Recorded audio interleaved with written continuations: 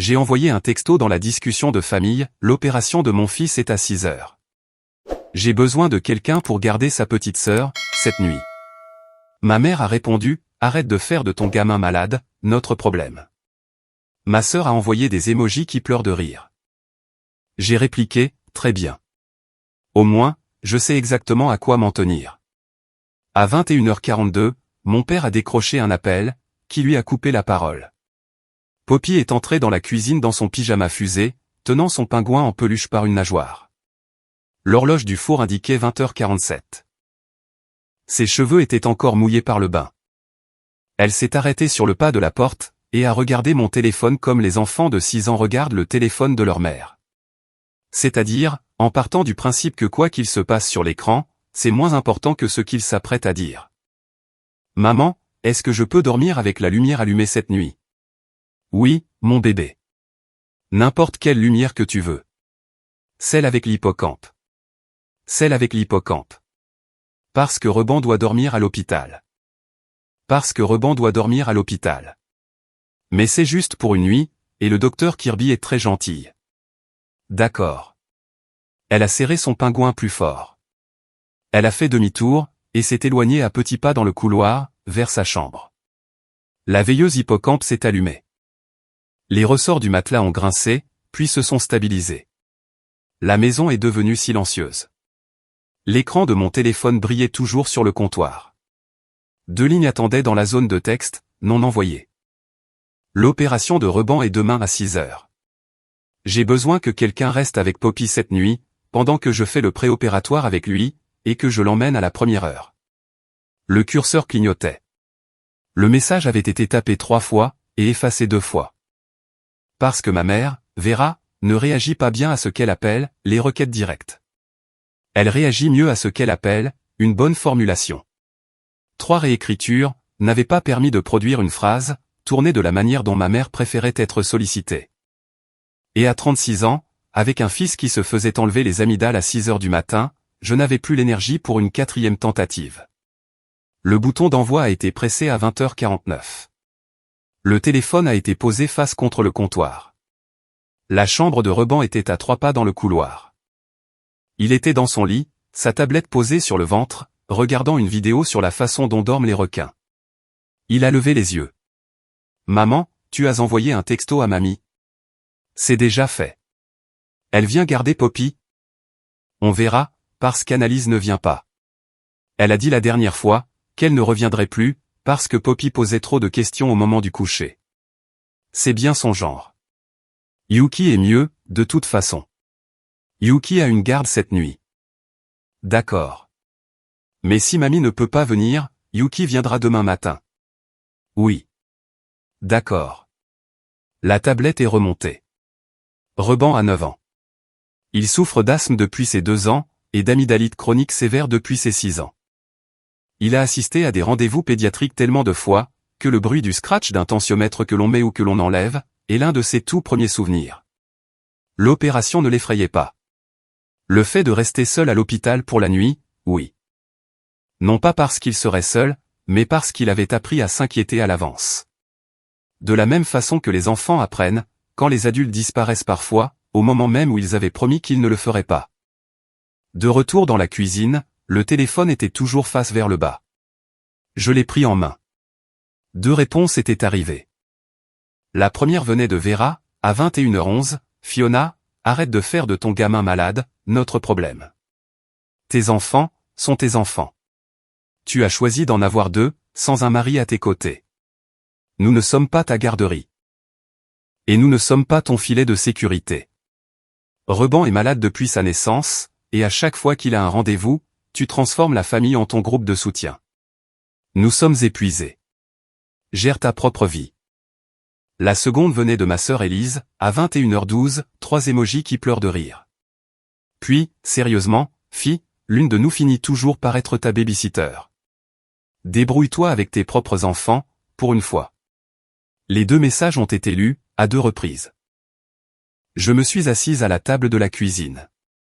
J'ai ouvert le tiroir de chevet, et j'en ai sorti le journal relié en cuir, que grand-père Wallace m'avait envoyé il y a 3 ans, emballé dans du papier craft, sans aucun mot.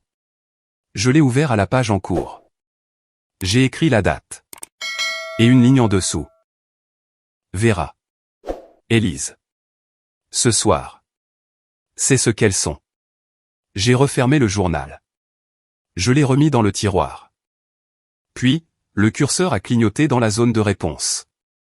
Mon pouce est resté suspendu au-dessus du T. Le mot « très bien » est apparu à l'écran. Je me suis arrêté. Je l'ai regardé. J'ai presque tout effacé. Les mères aimantes n'envoient pas de réponse sèche. Ma mère m'avait appris cela, très tôt. Une bonne fille, encaisse. Une bonne fille, trouve la version raisonnable. Une bonne fille relit le message qu'elle s'apprête à envoyer, et l'adoucit une fois, pour le bien de la personne qui le reçoit. Depuis le couloir, la voix de Poppy a traversé l'obscurité. « Maman, est-ce que la lumière hippocampe est allumée ?»« Oui, mon cœur. » J'ai terminé la phrase. Très bien. Au moins, je sais exactement à quoi m'en tenir. Je l'ai envoyé à 21h14. J'ai posé le téléphone face contre le comptoir. Je suis allé dans le salon, et j'ai allumé la lumière. Je me suis assise sur le canapé. Je n'ai pas pleuré. J'ai appelé Yuki. Yuki. L'opération de Reban est à 6 heures. Vera a dit non. Élise a envoyé des émojis qui rient. Peux-tu venir garder Poppy? Laisse-moi 20 minutes. Elle était à la porte, en 14 minutes. Si c'est pour cette histoire que vous êtes venu, abonnez-vous à Family Secret Health. Parce qu'à 21h42 ce même soir, mon père Dwayne se tenait devant une table de poker, dans la salle à manger de mes parents, et son téléphone a sonné. Et l'homme à l'autre bout du fil, avait vécu pendant 89 ans, et attendait depuis 3 ans, pour passer cet appel. Avant cet appel, il faut poser 3 choses. Je m'appelle Fiona. J'ai 36 ans. Je suis inhalothérapeute pédiatrique à l'hôpital pour enfants mission, à Indianapolis, depuis 11 ans. Ce métier consiste à intuber des enfants, à faire la tournée des respirateurs en soins intensifs pédiatriques, à accompagner des parents la première fois qu'ils voient leur enfant de 4 ans faire une insuffisance respiratoire. Et parfois, à accompagner des parents, jusqu'au dernier souffle d'un enfant qui n'en aura pas d'autre. Le salaire est de 68 000 € par an, plus les primes de garde. La maison est un petit plein-pied sur Beachway Drive à Broad Ripple, acheté avec l'argent du divorce, il y a 3 ans. Mon ex-mari, Griffin, est un entrepreneur civil de la marine, à l'étranger. Il appelle les enfants le dimanche. Il envoie la pension alimentaire le 1er du mois. C'est un homme bon, qui était marié à la mauvaise personne. Et cette personne, c'est moi. Aucun de nous deux n'en tient rigueur à l'autre. Grand-père Wallace est le père de mon père. Il a 89 ans. Il vit dans la résidence service Meadow Lark, à 40 minutes de Bloomington. Il y a 3 ans, mon père a annoncé à la famille que mon grand-père avait été diagnostiqué de la maladie d'Alzheimer à un stade avancé, et qu'il ne pouvait plus recevoir de visites, ni gérer sa correspondance. L'établissement appliquait une politique stricte d'interdiction de visite. Grand-mère Ruby était décédée en 2018, et ça lui avait brisé l'esprit. La famille l'a cru, parce que mon père, Dwayne, avait été administrateur d'hôpital pendant 31 ans, avant de prendre sa retraite. Il savait à quoi ressemblait la maladie d'Alzheimer, à un stade avancé. Il avait expliqué la progression de la maladie, avec une aisance clinique.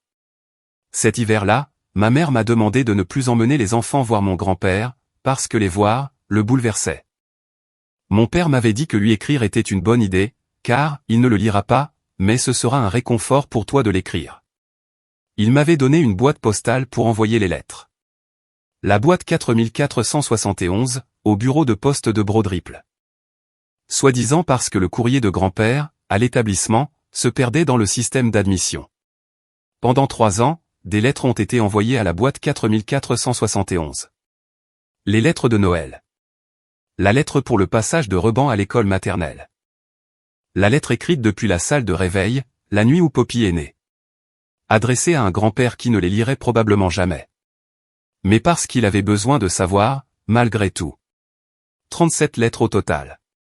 Un fichier Excel permettait de n'oublier personne.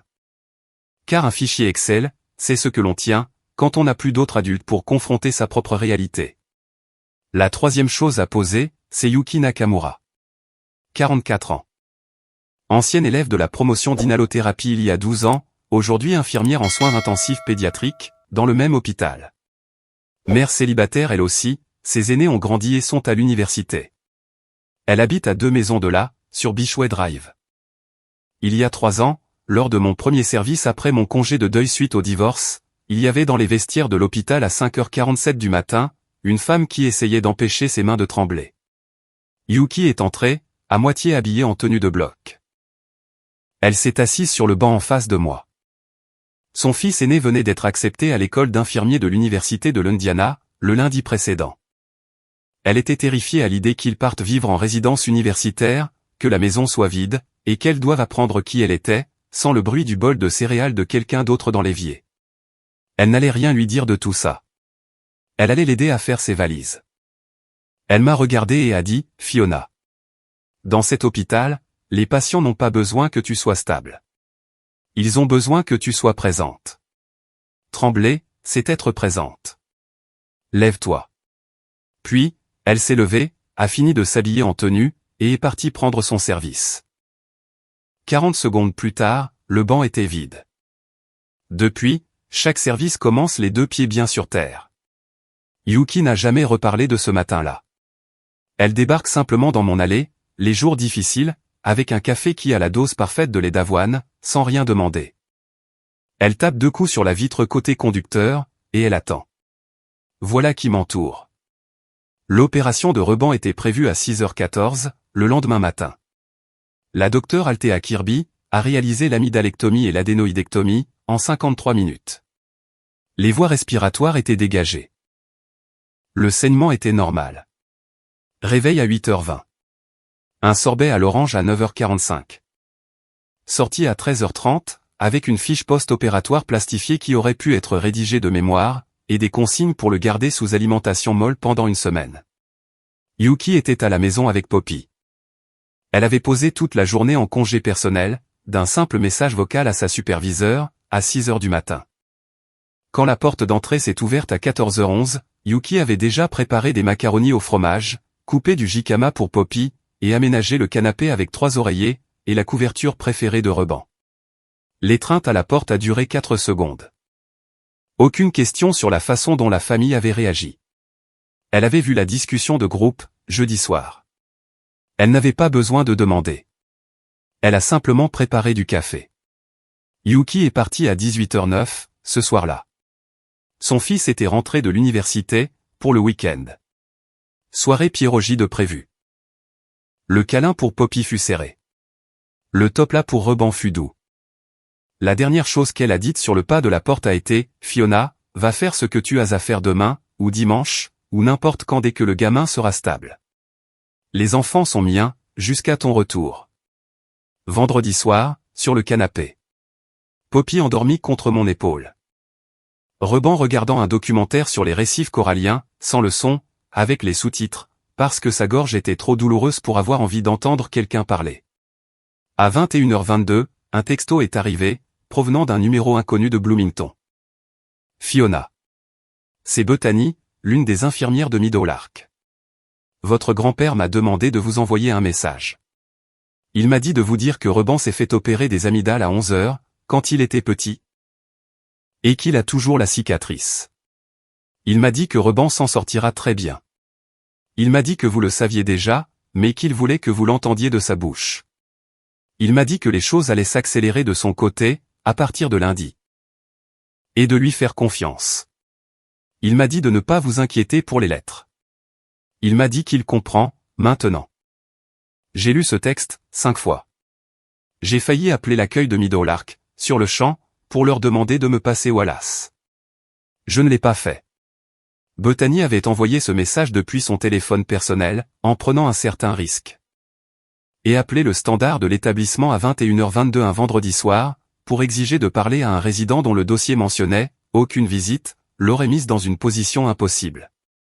J'ai posé le téléphone sur la table basse. J'ai regardé Reban. Ses yeux étaient rivés sur la barrière de corail. Sa main reposait sur le dos de Poppy, là où elle dormait contre mon épaule. J'ai levé les yeux au plafond. La lueur de la veilleuse hippocampe descendait le long du couloir depuis la chambre de Poppy. J'ai tapé un seul mot, en réponse à Bethany, merci. Le téléphone est redescendu. Reban a jeté un œil vers moi. Maman. Oui, mon grand. Ça va? Oui, Ru. Tu as fait une drôle de tête. Ouais. Il a hoché la tête.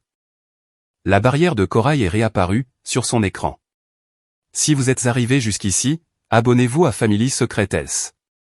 Parce que la phrase que mon père me répétait depuis 3 ans, la phrase sur laquelle s'était construite ma compréhension des dernières années de grand-père, était une phrase qui ne décrivait en rien l'homme que mon grand-père avait toujours été.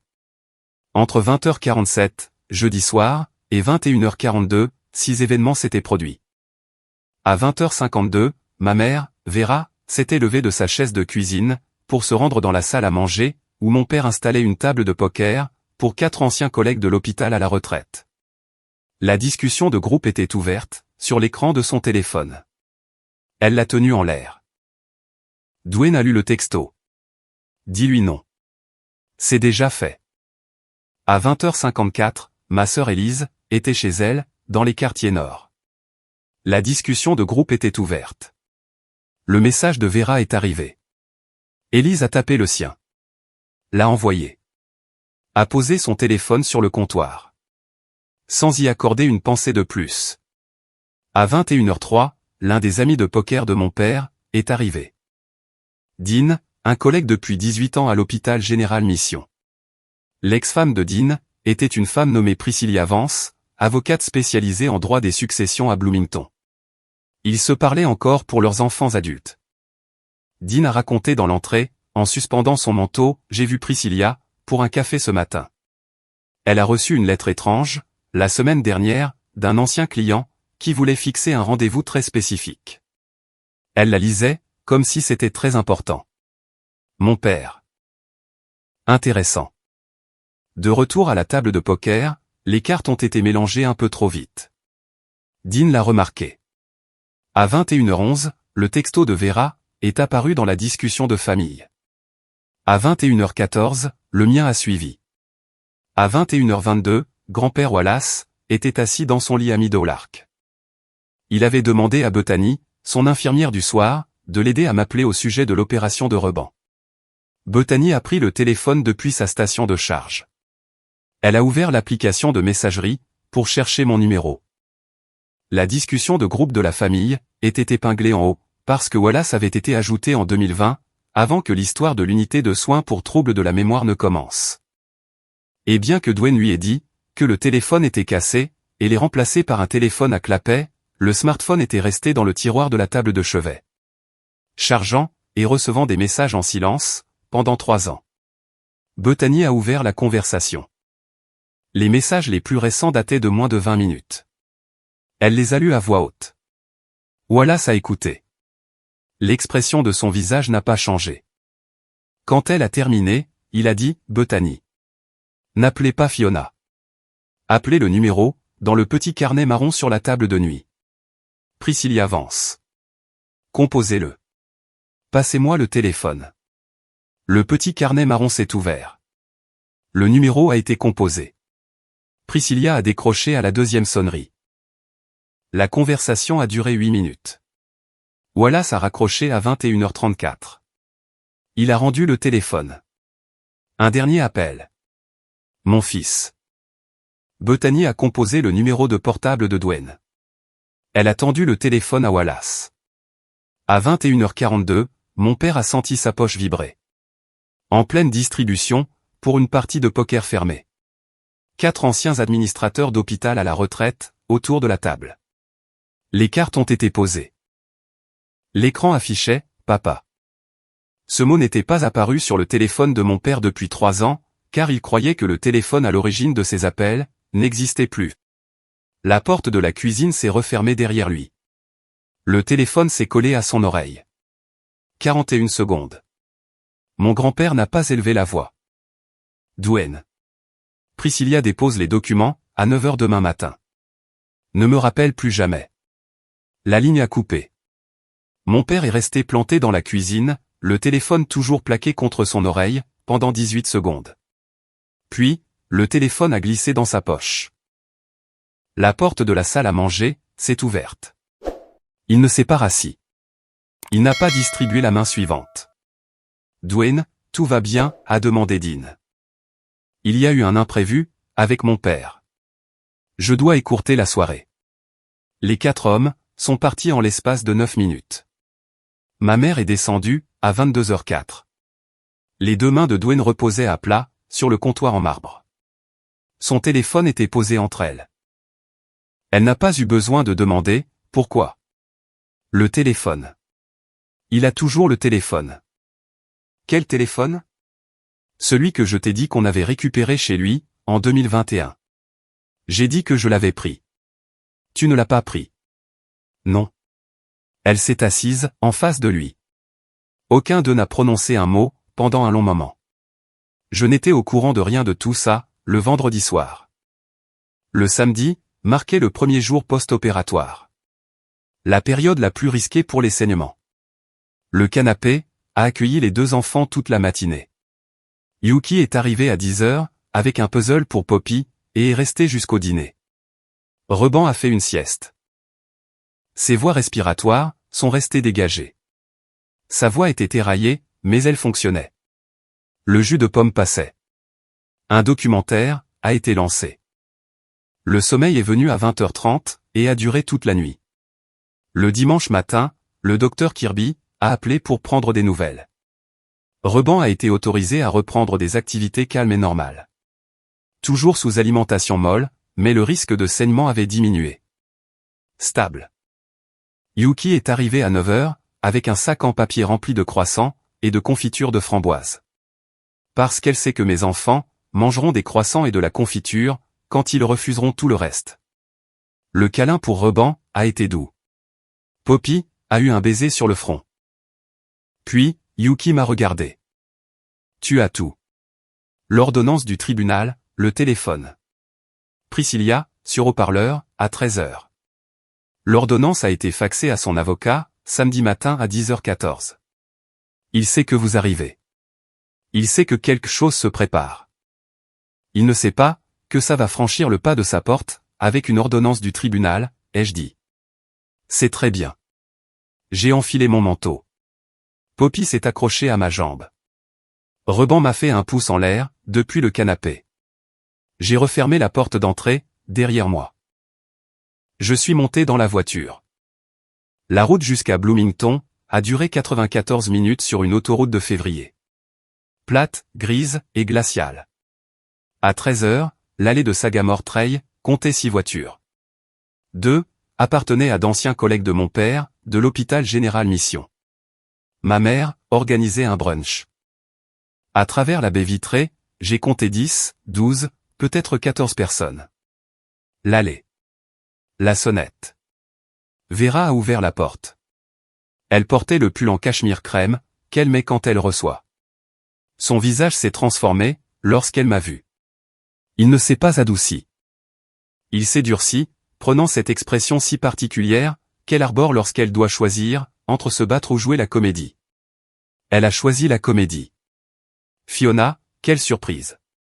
Nous prenons le brunch. Je ne suis pas là pour manger, maman. Je suis là, pour vous parler à toi, et à papa. J'ai fait un pas pour la contourner. Elle n'a pas réagi assez vite, pour me bloquer. Le salon s'est ouvert devant moi. Mon père, Dwayne, se tenait près de la cheminée avec un mimosa.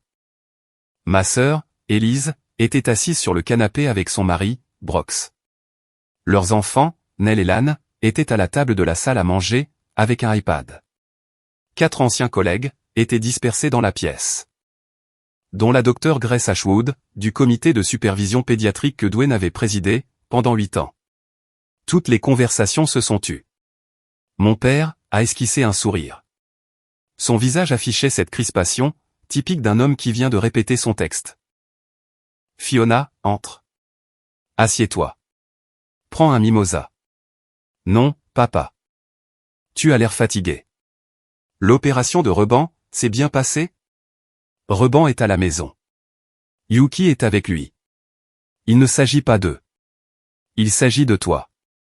Le mimosa a été posé sur la cheminée. La main qui tenait le verre s'est glissé dans la poche de son pantalon kaki. Ses épaules se sont redressées. Il s'est raclé la gorge, une fois. Le discours était prêt. Fiona, tu as toujours transformé tes enfants en une mission de sauvetage. L'opération des amygdales de Reban est une intervention courante. Poppy a 6 ans, elle aurait très bien pu dormir seule sur ton canapé. Et s'en sortir à merveille. Tu voulais un public. Tu voulais que ta mère tourne autour de toi, et que ta sœur pleure. Et quand nous avons dit non, tu as inventé cette histoire selon laquelle nous aurions abandonné un enfant malade. Personne n'a abandonné personne. Tu as transformé une procédure de routine en une urgence familiale, parce que tu as toujours eu besoin de notre attention. Bien plus que tes enfants n'ont jamais eu besoin l'un de l'autre. Grandis. 14 personnes nous regardaient. La docteure Grace Ashwood tenait son assiette de quiche, avec sa fourchette suspendue en l'air. Brox fixait ses propres genoux. Élise regardait sa mère. Ma mère regardait mon père, avec ce regard très précis, qu'elle lui lance quand elle veut qu'il continue. Dwayne me regardait. Aucune réponse n'est venue. Le discours a eu droit à son silence. L'atmosphère de la pièce s'est figée. Puis, mon téléphone est sorti de la poche de mon manteau. Une pression sur le contact.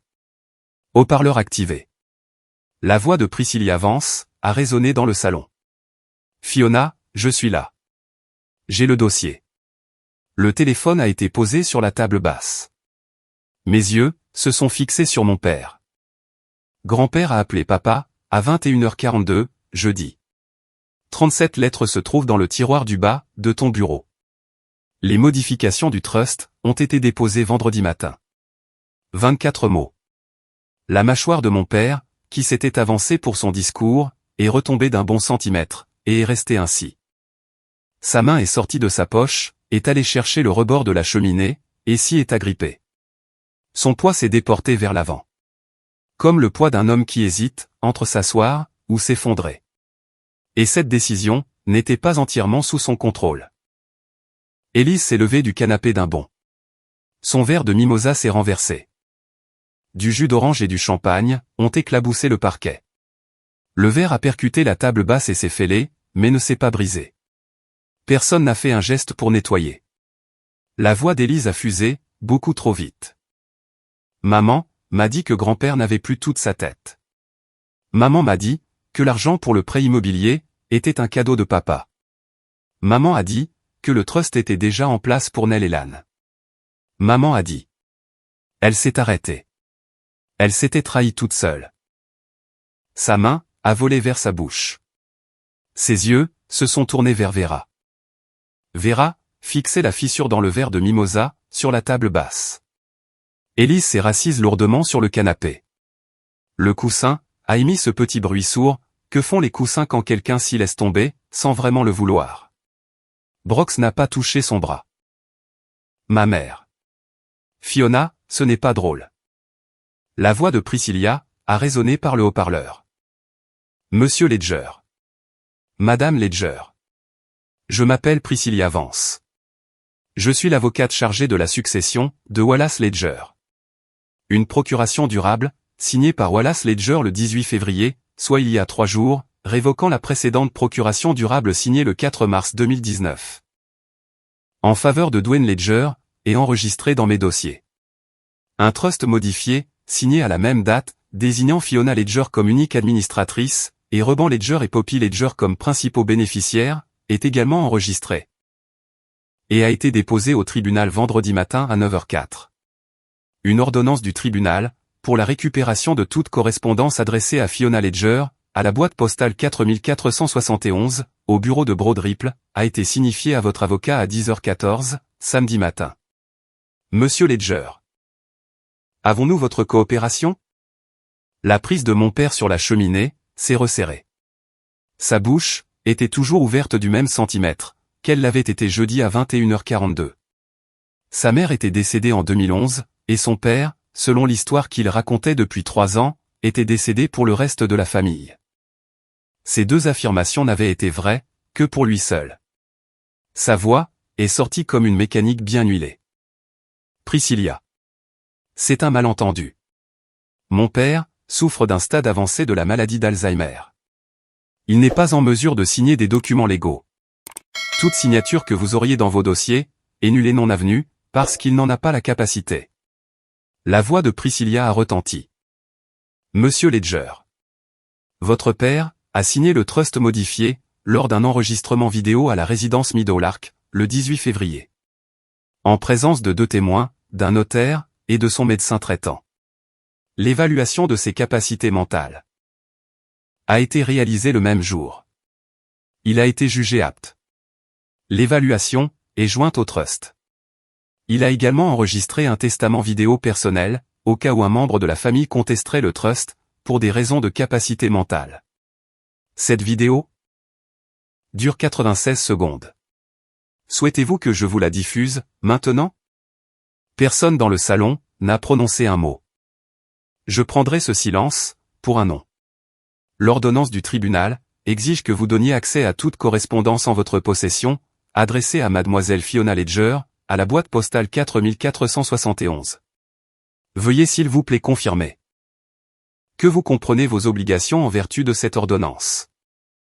Mon père a regardé ma mère. Ma mère ne le regardait pas. Elle regardait Élise. Élise regardait le sol. La voix de mon père était éteinte. Je comprends, ma voix. Où sont-elles, papa? Où sont les lettres?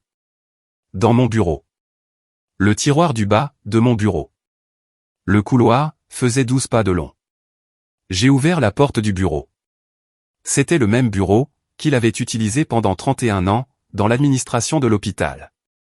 J'ai tiré le tiroir du bas. 37 enveloppes, maintenues ensemble par un élastique. Le cachet de la poste indiquait la résidence Meadowlark. Adressée à Fiona Ledger. Boîte postale 4471. Bureau de Broad Ripple. Toutes avaient été ouvertes. Sous la pile attachée par un élastique, tout au fond du tiroir, une seconde pile, plus petite. 12 enveloppes. L'adresse était écrite, avec mon écriture. Cachet de la poste, d'un service d'expédition à Broad Ripple. Adresse de l'expéditeur, ma maison, sur Beachway Drive.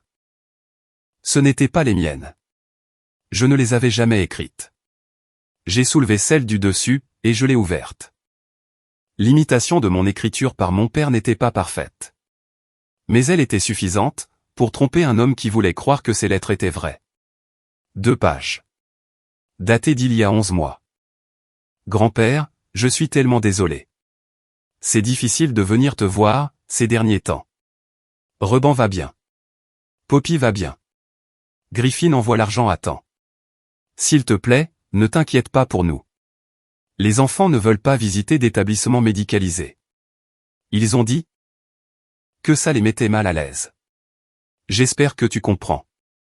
Je t'aime, Fiona. 12 d'entre elles. Avec des dates différentes. Des mensonges différents. Toutes, écrites avec une écriture qui ressemblait assez à la mienne, pour faire illusion. Toutes, racontant à mon grand-père, que sa petite-fille ne voulait pas lui rendre visite. Que ses arrière-petits-enfants étaient mal à l'aise en sa présence. Que tout le monde allait bien. Que personne n'avait besoin de rien. Il y a 4 semaines, mon grand-père avait remarqué que quelque chose clochait. L'une des lettres falsifiées mentionnait la maîtresse de maternelle de Poppy, par son nom. Madame Ketley. La maîtresse de Poppy s'appelait effectivement Madame Ketley. Mais mon grand-père n'avait jamais entendu ce nom de ma bouche. Il ne l'avait jamais lu, dans mes vraies lettres. Il n'y avait qu'une seule façon, pour mon père de connaître ce nom. C'est que Madame Ketley était la femme de l'un de ses anciens collègues, à l'hôpital Général Mission. Et que ma mère, Vera, l'avait mentionné lors d'un déjeuner du club de bridge, 6 mois plus tôt. Wallace avait reconnu le nom. Il avait vérifié l'adresse de l'expéditeur. Et il avait compris à cet instant, assis dans son lit à Meadowlark, avec une lettre entre les mains que son fils avait écrite en se faisant passer pour sa petite-fille, que son fils interceptait son courrier, et lui répondait en usurpant son identité depuis 3 ans.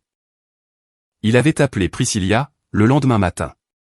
La chaise de bureau supportait mon poids.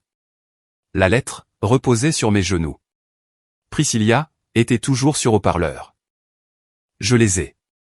Toutes. Y compris 12, qui ne sont pas les miennes. Apportez tout. Le dossier s'ouvre, lundi matin. Priscilla. Oui. Depuis combien de temps attendiez-vous, pour ça?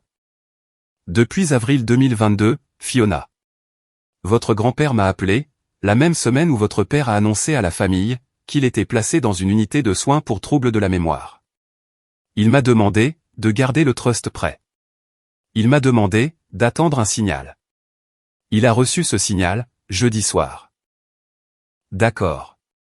L'écran du téléphone s'est assombri. Les 37 lettres ont été rassemblées sur le bureau, en une pile soignée, pressée contre ma poitrine. Les 12 lettres falsifiées ont été glissées dans la poche de mon manteau. Le couloir s'est fait en 12 pas pour retourner au salon. Personne n'avait bougé. La docteure Grace Ashwood s'était levée. Son assiette était posée sur la table basse. Sa fourchette reposait dans l'assiette. Elle a regardé mon père. Elle m'a regardé. Dwayne, je vais y aller. La porte d'entrée s'est ouverte. 2 autres anciens collègues se sont levés. Ils l'ont suivi. 3 personnes sont parties, sans un mot. La porte s'est refermée avec un claquement sec. Ma mère n'avait pas bougé de l'entrée. Elle fixait la pile de lettres. La bouche grande ouverte. Je l'ai ignorée. Je suis monté dans ma voiture. J'ai posé les lettres sur le siège passager. J'ai gardé les 12 lettres falsifiées dans la poche de mon manteau. J'ai conduit jusqu'à la maison. 94 minutes. Yuki était dans la cuisine, préparant de la soupe pour Reban. Elle m'a regardé. Elle a regardé les lettres. Sa voix était douce. Combien? 37 plus 12, que mon père m'a écrite en se faisant passer pour moi. Assieds-toi. Le café est prêt. La chaise m'a soutenu. Le café était chaud.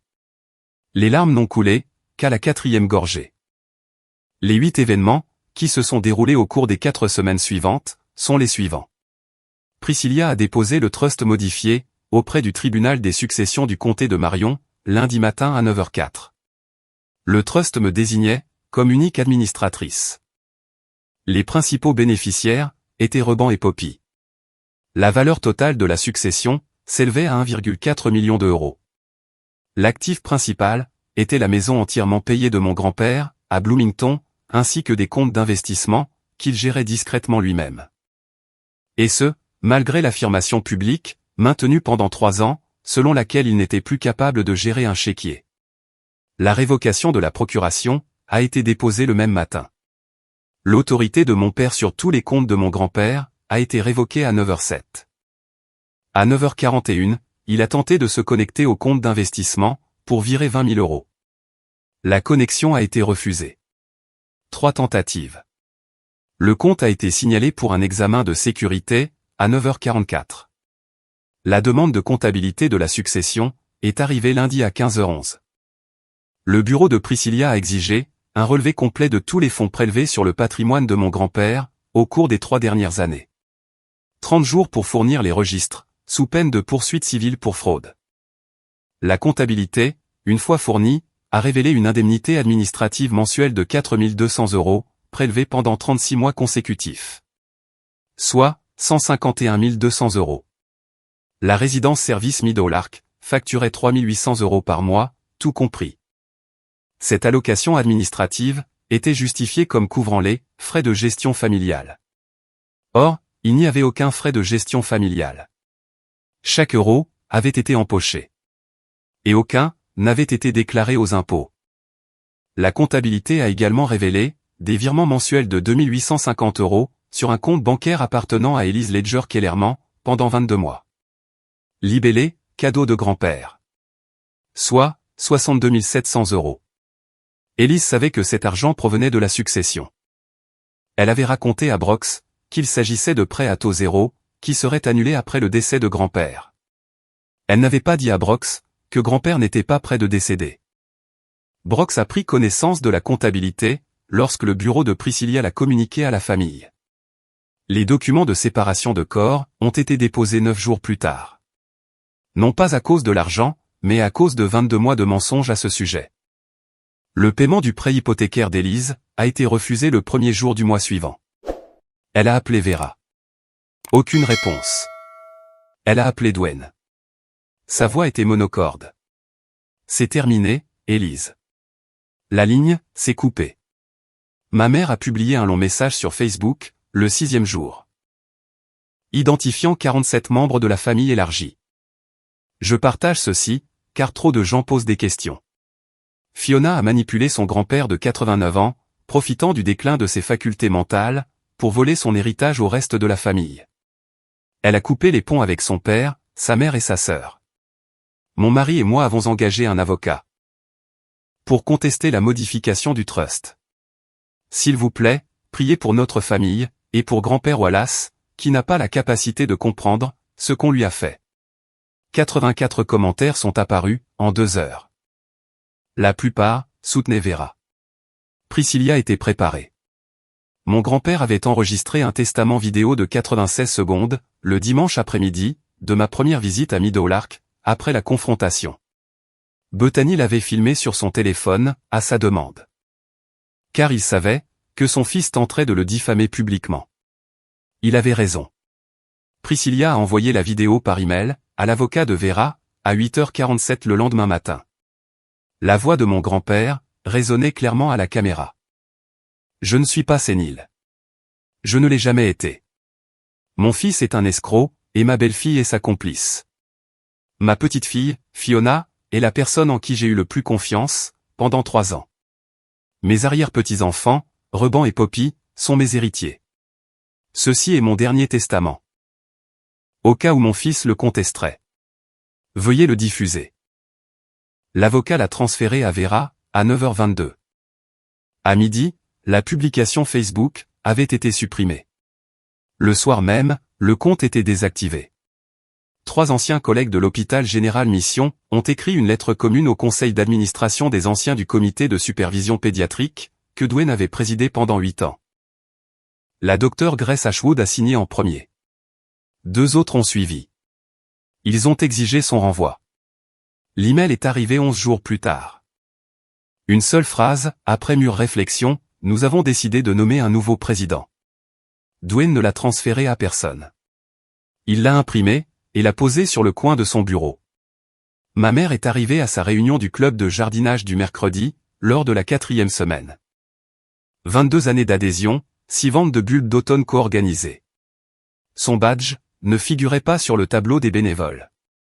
La présidente du club, Leia Renwick, est venue la voir, sur le parking. Vera. Nous avons besoin que tu fasses une pause dans tes activités, le temps que les choses se tassent. Aucune objection. La portière de la voiture a claqué. Le moteur est resté éteint, pendant 34 minutes. Puis, le trajet retour vers la maison. J'ai failli l'appeler, cet après-midi-là. Le téléphone était dans ma main. Son contact était affiché. Poppy faisait un dessin sur le comptoir. Ruben lisait un livre, sur le canapé. Le téléphone est retourné sur le comptoir. J'ai préféré me faire une tasse de thé. La chaise à côté de Poppy était le bon endroit où me trouver. Lui demander ce qu'elle dessinait était la bonne question à poser. Dimanche matin, 4 semaines et 2 jours après la confrontation. La salle commune de la résidence Meadow Lark. La lumière matinale filtrait à travers la haute fenêtre orientée à l'est. Grand-père Wallace était installé dans un fauteuil à oreilles, près de la fenêtre. Il portait un gilet bleu, que Bethany l'avait aidé à enfiler ce matin-là. Ruben était par terre avec un jeu de dominos. Il apprenait à Poppy le jeu des pièces alignées debout. Poppy avait déjà renversé la première rangée 2 fois. La voix de Ruben était encore éraillée par l'opération. Alors l'enseignement se faisait par courtes phrases, et par des gestes. De l'espace. Un doigt d'écart. Comme ça. 2 petites tapes. Les grands frères qui ne peuvent pas utiliser leur voix, deviennent des professeurs d'un genre très particulier. Ils utilisent moins de mots, pour dire beaucoup plus. Poppy regardait autant ses mains, que sa bouche. Le fauteuil à oreille près de Wallace, me soutenait moi, et le journal en cuir ouvert sur mes genoux. Il venait de me raconter l'histoire de l'homme qui lui avait offert ce journal en 1946. Un voisin veuf, du nom d'Ezra Chwick, qui avait payé le loyer de la famille de Wallace pendant 4 mois, après la mort de son père. Wallace avait 11 ans. Il n'avait jamais oublié. Le journal avait été acheté une semaine plus tard. Le nom d'Ezra avait été inscrit en premier. 78 années de gestes de bonté avaient suivi. Fiona. Oui, grand-père. Tu étais la seule à m'écrire. Je sais. Chaque lettre.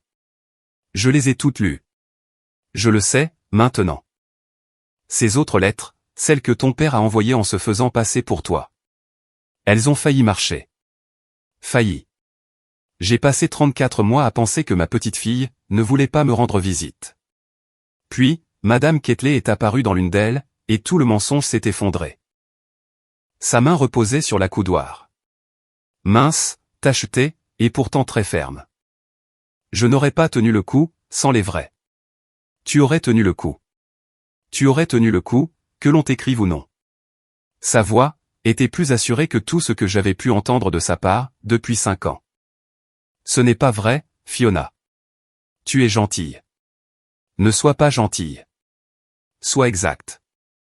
Ce sont les lettres qui m'ont fait tenir. C'est tout. Le journal s'est ouvert à la page en cours. La date s'est inscrite à l'encre. 24 février.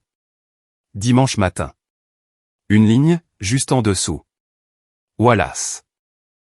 90 ans à écrire les gestes de bonté des autres. Puis, il a noté la mienne. À l'autre bout de la ville, le bureau de Dwayne était silencieux. La lettre de réponse à la demande de comptabilité était lue pour la 4e fois. L'estimation de son avocat, de 2 cents à 400 000 € de restitution et de pénalité. Le signalement au fisc était déjà en cours. Son avocat avait dit, Dwayne, à votre âge, si cette affaire remonte au niveau fédéral, il se peut que vous ne ressortiez pas de là en homme libre. La maison de Sagamore Trail était plongée dans le froid. Vera se tenait au comptoir de la cuisine, les 2 mains posées à plat sur le granit, ne préparant rien du tout. Le badge du club de jardinage manquait toujours. Le compte Facebook restait désactivé. Sa sœur ne l'avait pas appelé depuis 11 jours. Élise était seule dans sa maison. Brox avait emménagé dans une location, à Fisher. Les enfants étaient avec lui, ce week-end. Le prêt immobilier accusait un retard de paiement de 13 jours. Un avis du créancier traînait sur le comptoir. Le téléphone avait été pris en main 9 fois en 12 heures, pour m'envoyer un message. Rien n'avait été envoyé. À Meadowlark, la rangée de dominos de Reban a commencé à basculer. Poppy a poussé un petit cri de joie. Wallace a ri. Le rire était plus faible que celui dont je me souvenais dans mon enfance, mais c'était le même rire. Le même qu'il avait poussé, quand une petite fille de 7 ans lui avait dit qu'elle deviendrait médecin quand elle serait grande. Il avait répondu, on y est presque. Quand cette même petite fille est devenue inhalothérapeute à 26 ans. Il le pensait vraiment. Il l'avait toujours pensé. Si cette histoire a trouvé son chemin jusqu'à vous aujourd'hui, abonnez-vous à Family Secret Health. Et partagez-la avec la personne à qui l'on a dit que son enfant malade était un fardeau, de la part de ceux-là même qui devaient tout à cet enfant. Mon grand-père Wallace est né en 1936. Il a passé 78 ans à consigner la gentillesse des autres dans un journal relié en cuir. Et il m'a remis ce journal, un dimanche matin de février, avec la lumière matinale éclairant sa fenêtre, et mon fils apprenant à ma fille à aligner des dominos par terre. Mon père a raconté à toute la famille pendant 3 ans que grand-père était parti. Mais il n'était pas parti. Il continuait de répondre. 37 lettres attendaient dans le tiroir du bas d'un bureau, et chacune d'entre elles répétait la même chose, de différentes manières. Je te vois. J'ai toujours gardé un œil sur toi. Continue d'avancer. La rangée de dominos de Reban a atteint le dernier. Poppy a applaudi.